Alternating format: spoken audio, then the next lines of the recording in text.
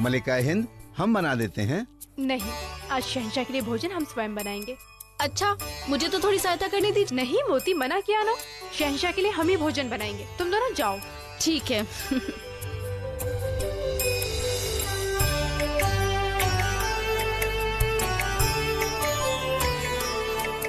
अरे मोतीबाई, वहाँ क्या हो रहा है? आपकी जोधा जीजी किसी को अंदर ही नहीं जाने दे रही है। बोल रही है कि शहंशाह के लिए वो स्वयं भोजन पकाएंगी। अच्छा, उनकी सहायता हम किए।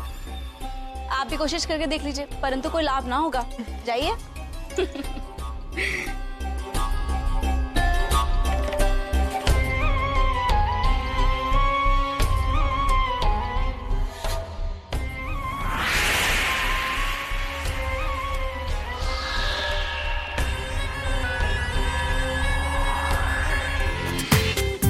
पूरा एपिसोड देखिए ZEE5 पर।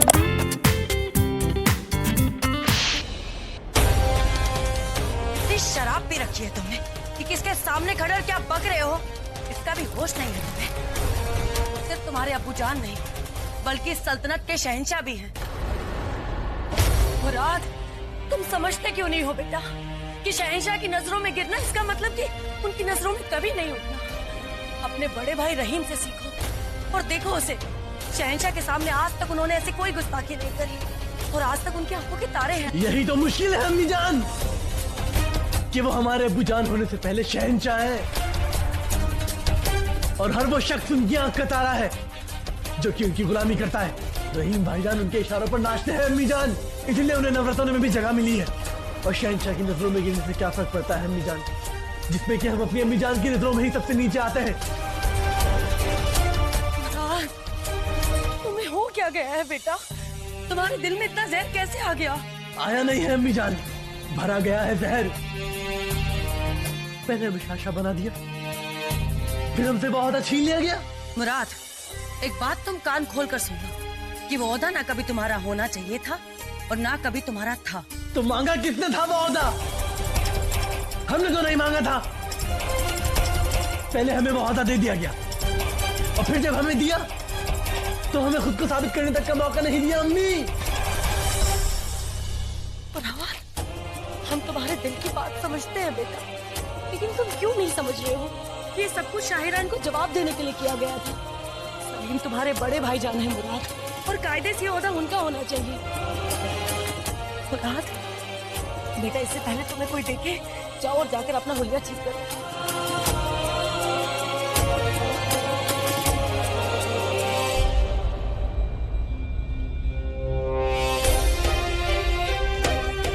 जब हाल जिंदगी बिगड़ गया अम्मी, तो हुलिया सुधार कर क्या करेंगे? अब भी हमें समझ नहीं पाई। रख दो। ये सब क्या है जोधा बेगम? भोजन है, हमने स्वयं अपने हाथों से आपके लिए बनाया है। लेकिन सैकड़ों बांदियां हैं, दर्जनों खानसामे हैं, तो आपने ये सहमत क्यों उठाई? आपने अपने हाथों से खाना क्यों बनाया? आप लोग जाइए, क्योंकि आपको हमारे हाथ का बना हुआ भोजन अच्छा लगता है। और क्या हो गया आपको? हमेशा तो हमारे हाथ का बना हुआ बड़ा चाव से खाते हैं। आज इतने सारे प्रश्न क्यों कर रहे हैं? आइए।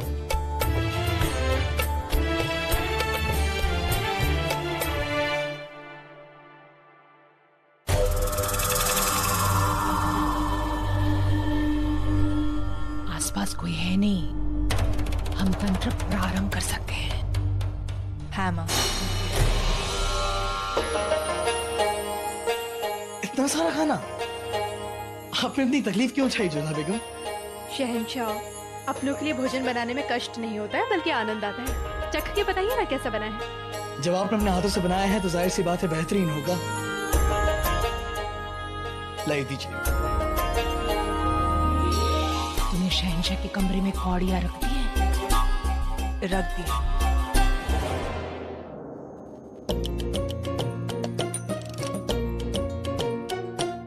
क्या हुआ? कुछ नहीं जोधा बेगम, हमने इतना लजीज खाना कभी अपनी जिंदगी में नहीं खाया है।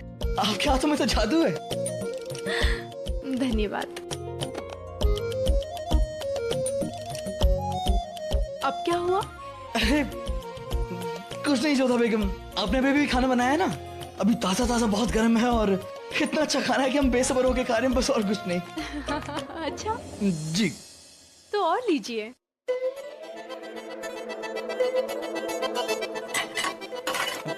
हाँ।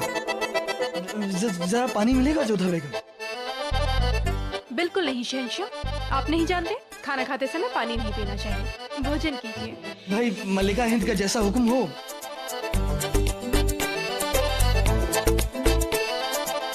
क्या बात है शहंशाह, अब तो हम आपको पंखा भी कर रहे हैं, फिर आपको इतना पसीना क्यों छूट रहा है? गर्मी बहुत है जोधा बेगम, और कोई बात नहीं।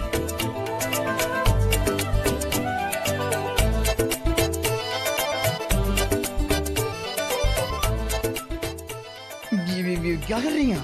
हम भोजन कर रहे हैं और क्या, आप कीजिए ना।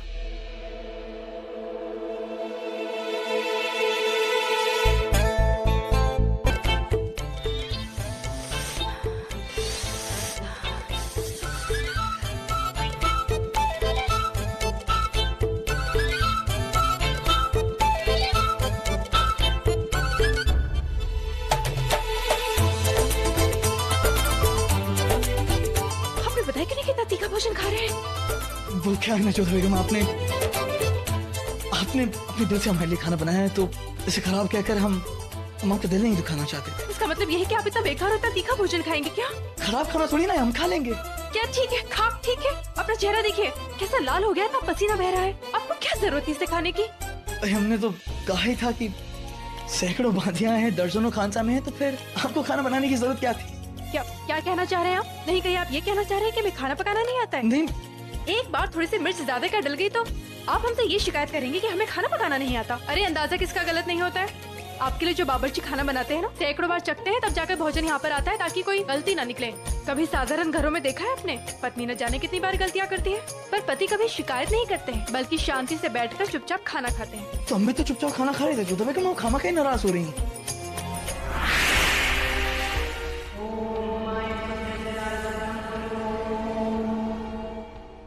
ये किसकी आवाज हमारे कानों में गूंज रही है? किसी के पुकारने की आवाज हमारे कानों में क्यों गूंज रही है?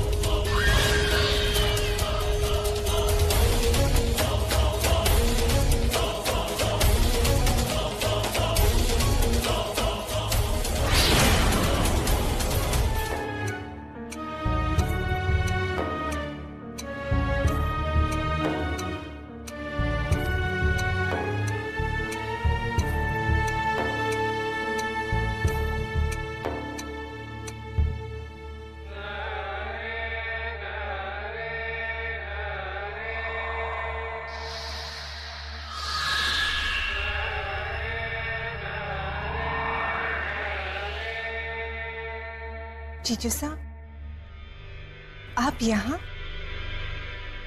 जीजी आपकी प्रतीक्षा कर रही होंगी ना? तो करने दो। हम आज रात यहीं आपके साथ गुजारेंगे।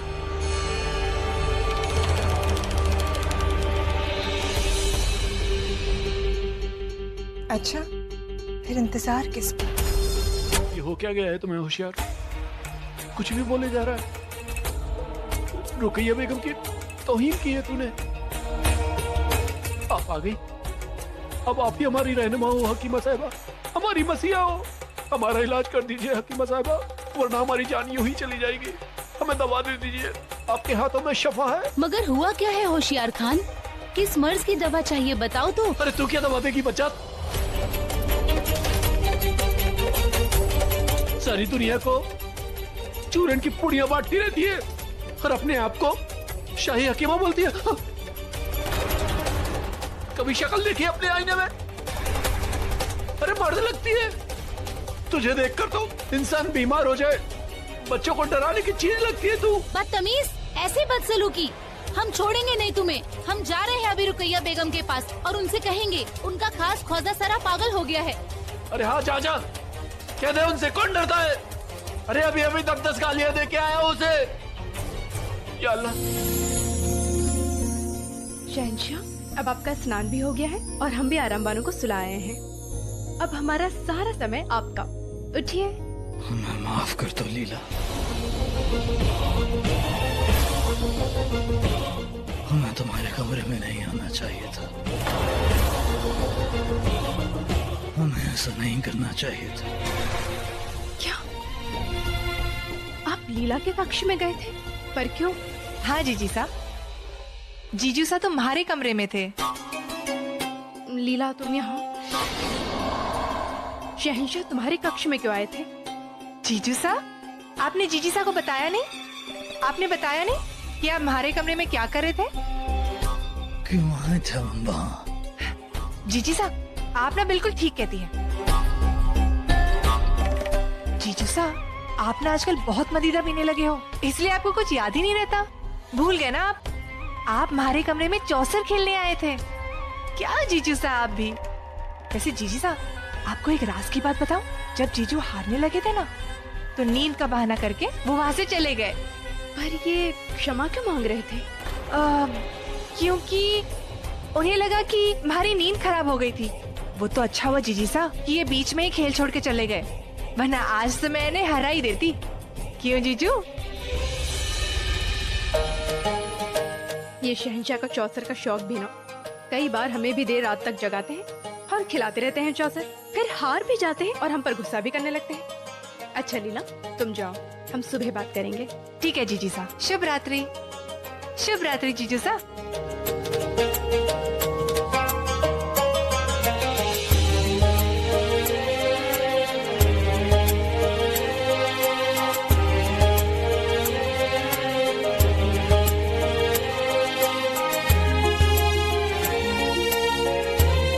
शहंशाह, यदि आपकी इच्छा हो तो दिन रात हम आपके साथ चौसर खेल सकते हैं, परंतु इस बातें किसी को तंग न किया कीजिए।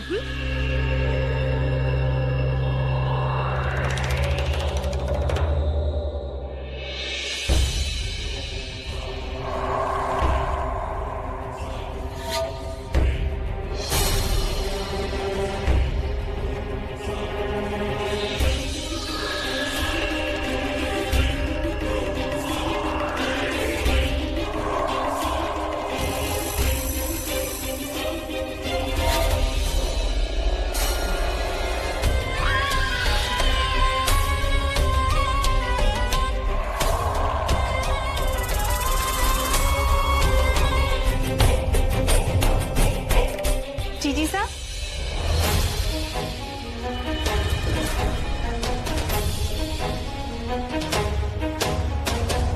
क्या बात है जीजी सा, आपने हमें अचानक बुला लिया? लीला, कल रात्रि को तुम हमारे कक्ष में गई थी? हाँ जीजी सा।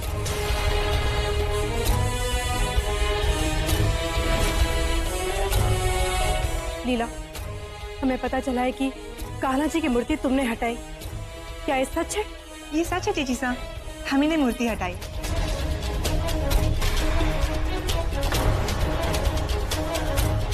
क्या तुम जानती नहीं हो कान्हा जी की मूर्ति हमारे लिए कितना महत्व रखती है? तुमने मूर्ति हटाने का दुस्साहस कैसे किया? तो हम क्या कहते जीजी सा, हमने देखा कि मूर्ति खंडित थी। धर्म के बारे में हमें आप जितना ज्ञान तो नहीं है जीजी सा, परंतु इतना जरूर जानते हैं कि हमारे धर्म में खंडित मूर्ति की पूजा करना वर्जित है। जीजी सा, खंडित मूर्ति की पूजा करना अपशगुन होता है ना, हम ऐसे कैसे होने देते? जहाँ तक हमें पता है, कल रात्रि को हमने कान्हा जी की आरती की थी और तब तो मूर्ति खंडित नहीं थी।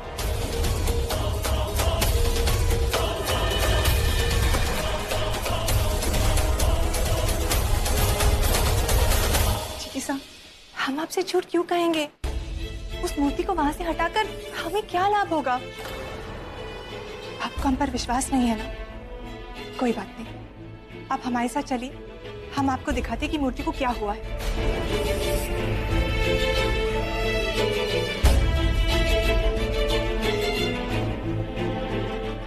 मोती बाई, इस मूर्ति से वस्त्र को हटाओ। जी।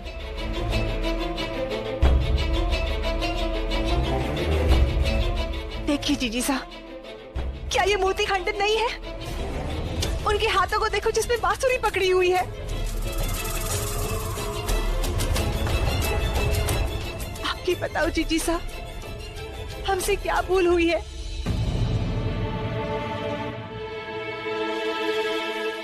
ये भूल अवश्य हुई थी कि हमने आपको ये बात नहीं बताई। पर जीजी साहब, अगर आप एक खंडित मूर्ति की पूजा करती तो आप ही को पाप लगता ना, और हम ये नहीं चाहते थे।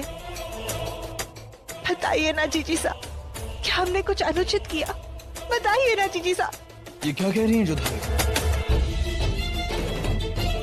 ये बिल्कुल ठीक कह रही है शहंशाह। खंडित मूर्ति की पूजा नहीं की जा सकती है।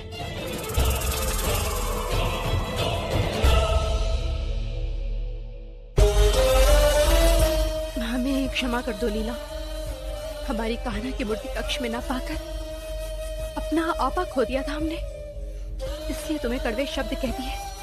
पर हम भी क्या करें, तुम नहीं जानती हमारी कान्हा की मूर्ति हमारे जीवन में क्या महत्व रखती है। कोई बात नहीं जीजी साहब, हम जानते हैं कि इस मूर्ति का आपकी जिंदगी में कितना महत्व है।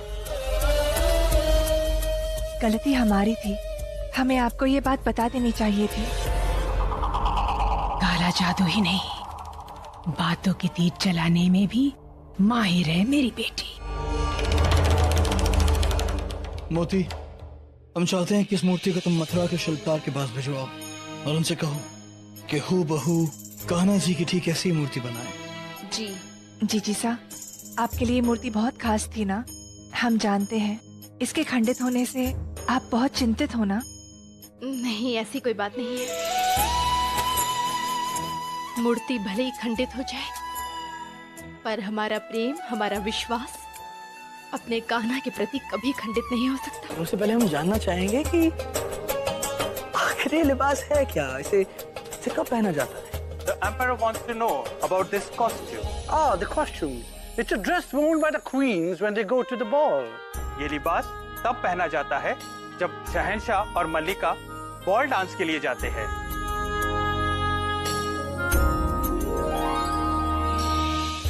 बॉल डांस जाने के वक्त शहंशाह।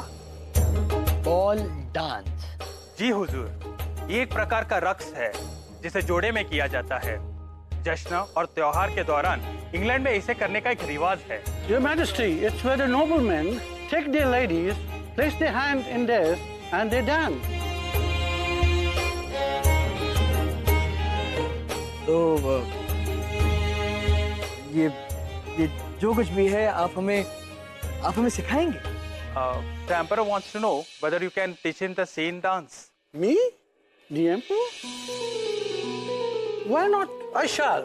शहंशाह, ये कहते हैं कि वो आपको सिखा सकते हैं। Okay. First, you take the lady's hand in your hand, hold it firmly. Next, then take her hand and put it on your shoulder. पहले बेगम का हाथ अपने हाथ में लीजिए और उनका दूसरा हाथ अपने कंधे पर रखिए। Next, put your hand around her waist, very gently, and pull her close like so. अपना दूसरा हाथ उनके कमर पे रखकर और उन्हें अपनी ओर खींचिए, इस तरह। And then we dance. Room papa, room papa.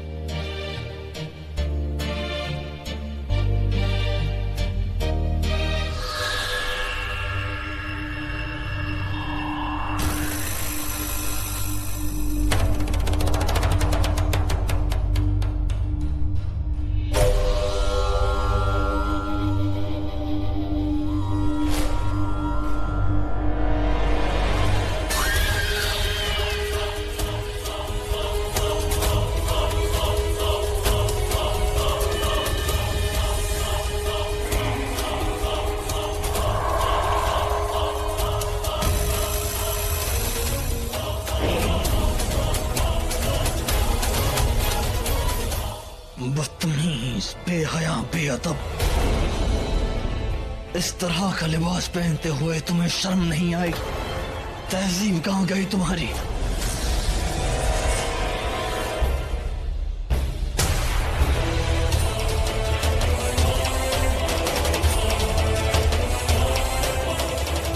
ये क्या हो गया आपको शहंशाह? पहने क्या नहीं, हमें तो कुछ समझ में ही नहीं आ रहा है। कौन सा रंग हम पर ज्यादा खिलेगा? होशियार, कहाँ मर गए? होशियार खान, कहाँ मर गए थे तुम? तुम्हें हमारी आवाज नहीं सुनाई दे रही थी? आइंदा अगर तुमने हमारी आवाज को अनसुना किया ना, तो हम तुम्हारे कान में पिघलता हुआ शीशा भरवा देंगे, समझे? एक एक करके लिबास हम पर लगाकर दिखाओ और हमें बताओ कि कौन सा हम पर ज्यादा खिल रहा है, ठीक है? जल्दी।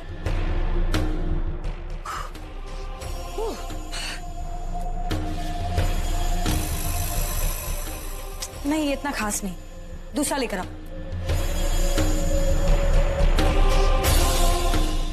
नहीं, ये भी ठीक ठीक है।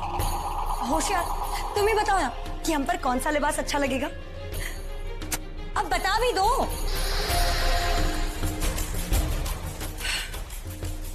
ये सफेद रंग आपके समय के साथ हुए सफेद बालों के साथ और भी बुरा दिखेगा, समझी? और ये पीला, पीलिया के मरीज की तरह रंग है आपका, इसे ना पहनिएगा। अरे आप तो कुछ भी पहन लें, आपके ऊपर कोई भी रंग अच्छा नहीं लगता है। कौआ को चाहे रेशम पहना दो, चाहे मलमल, वो हमेशा कौआ ही रहेगा, हंस कभी नहीं बन सकता, समझ रही ना आप? ये हिम्मत! शहंशाह का हुक्म कभी भी आ सकता है, हम सबको कूच के लिए तैयार रहना होगा। इस घाटी के मुहाने का रास्ता छोटा है, अगर हमारे सिपाहियों ने वहां से हमला किया तो वो हमला उनके लिए मौत का दरवाजा साबित हो सकता है। इसीलिए हम चारों तरफ से घेरा डालेंगे। हमारे बेहतरीन तीरंदाज सिपाही घाटी के आसपास की चट्टानों पर घात लगाए बैठे रहेंगे। जैसे ही महाराणा प्रताप की फौज सामने से आएगी तो उन पर सामने के साथ साथ ऊपर चट्टानों से भी हमला हो। और हमारे बेहतरीन तीरंदाजों को तैयार करना आपकी जिम्मेदारी रहेगी रहीम भाईजान। बिल्कुल। फतेह! फतेह! फतेह! फतेह!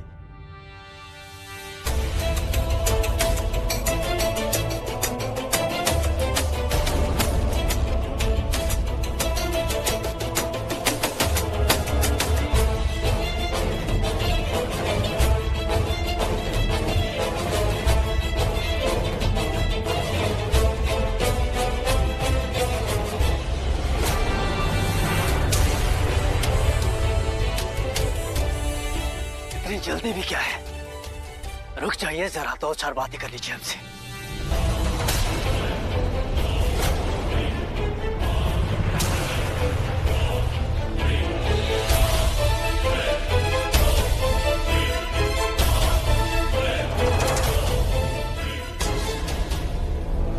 ये मुगल जैसी दाढ़ी लगाकर तुम मुगल देख तो सकते हो, मगर मुगल बन नहीं सकते। जिस तरह से तुम हाथ धो रहे थे ना, मुगल उस तरह से हाथ नहीं धोते।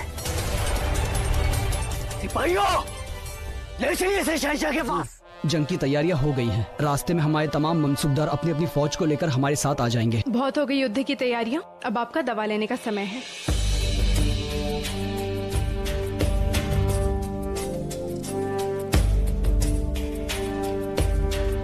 शहंशाह की तबीयत अभी ठीक नहीं है, कल रात के विषय में अभी बात करना उचित नहीं होगा। हमने आपसे कहा था ना, ये समय काम करने का नहीं बल्कि विश्राम करने का है, परंतु कोई बात सुनते हैं आप हमारी? चलिए अब जल्दी से दवा पीजिए और फिर विश्राम कीजिए। नहीं, ये हमसे क्या नहीं जाएगा जोधा बेगम। पीना होगा और पूरा का पूरा पीना होगा, कोई बहाना नहीं चलेगा। मुंह खोलिए। लेकिन इसकी जरूरत नहीं है जोधा बेगम, देखिए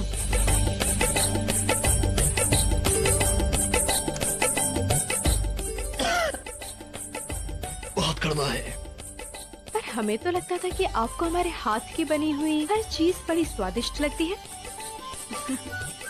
हमें तो बस आपका साथ सबसे ज्यादा जायकेदार लगता है। आइए हमारे करीब आइए।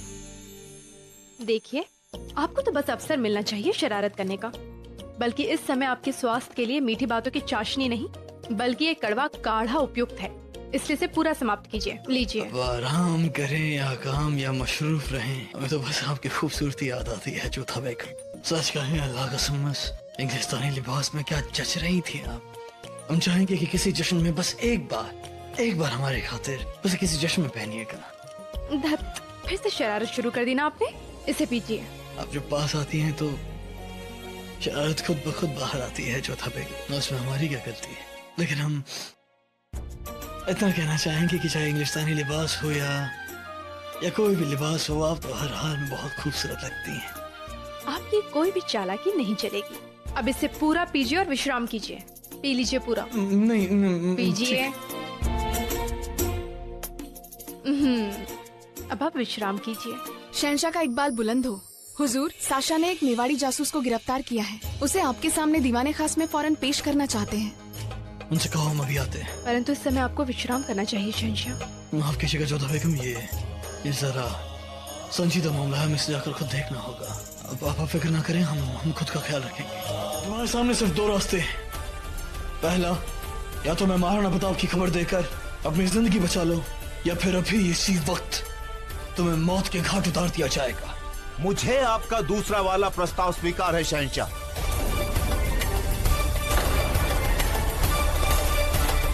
क्योंकि मैं अपने महाराणा से विश्वासघात करने के बजाय मौत को गले लगाना बेहद पसंद करूंगा। अगर उन्होंने हमारे गुप्तचर तेज सिंह से सच उगलवा लिया तो बड़ी समस्या खड़ी हो जाएगी। हमें तुरंत ये स्थान छोड़ देना चाहिए। कोई आवश्यकता नहीं।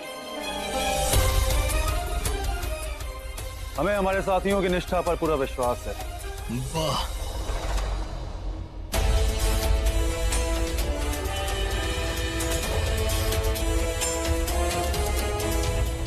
हम तुम्हारी बहादुरी के कायल हुए। इन्हें आजाद कर दिया जाए। आप चाहते हैं कि मैं यहां से चला जाऊं और आप मेरे पीछे अपने आदमियों को लगाकर महाराणा प्रताप तक पहुंच जाएं?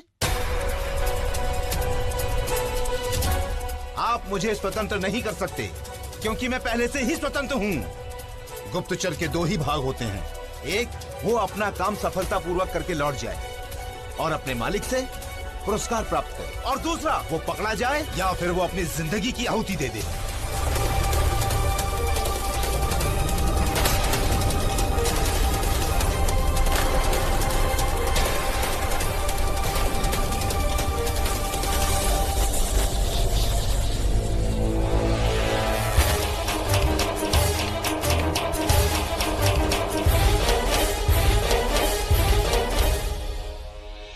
राशा बीरबल साहब, भले ही हमारे दुश्मन थे लेकिन अपने मालिक के वफादार थे। हम चाहते हैं कि राजवंशी सिपाही की आखिरी रस्में इज्जत और एहतराम के साथ निभाई जाए।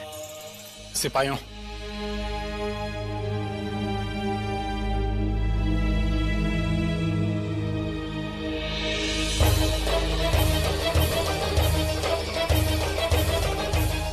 जंग की तैयारी कैसी है शेखो? शहंशाह, फौज जंग के लिए तैयार है, बस आपके हुक्म की देरी है। ठीक है, तो फिर कल सवेरे ही कूच किया जाएगा। आप और खाना रहीम आप इस जंग की अगुवाई करेंगे। याद रहे, भले ही हमें खबर है कि महाराणा प्रताप कहाँ है, लेकिन उन्हें हर ओर से घेरा जाए ताकि उन्हें बचकर भागने का मौका न मिले। आपके हुक्म की तामील होगी शहंशाह।